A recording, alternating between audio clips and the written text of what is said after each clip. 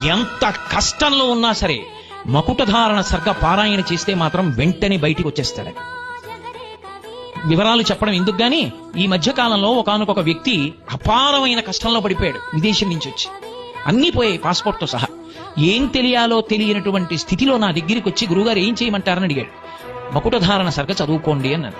మకుటధారణ సర్గ పారాయణం 3 రోజులు చేశాడు. నాకు చెప్పడానికి కూడా సమయం లేక అతనికి అన్నీ దొరికేసాయి, తీసుకొచ్చి ఇచ్చేశారు. వెళ్ళిపోయి విదేశాలు. అయ్యా నేను ఇక మానకుండా రోజు చదువుకుంటున్నానండి అన్నాడు. రామాయణంలో ఒక్కొక్క సర్గకంతంత శక్తి ఉంది. ఆయన ఎక్కడో గంధమాదన పర్వతం మీద ఉండొచ్చు, మీరు నమ్మి నమస్కరించండి. మూర్తి అక్కర్లేదు ఆయన విషయంలో. నమ్మి నిలబడి పిలిస్తే చాలు, వెంటనే వచ్చి రక్ష చేస్తారు మహానుభావుడు. అంతటి అద్వితీయ స్వరూపం. అందుకే చంద్రశేఖర భారతీ స్వామి వారు పుస్తకం పెట్టుకుని భక్తితో చదువుతుంటే వచ్చి కూర్చునేవారు. ఆయనే చేశారు నిర్ణయం. సుందరకాండ చెప్తే ఖాళీ కుర్చీ వెయ్యాలి, హనుమ వచ్చి కూర్చుని తీరుతారు.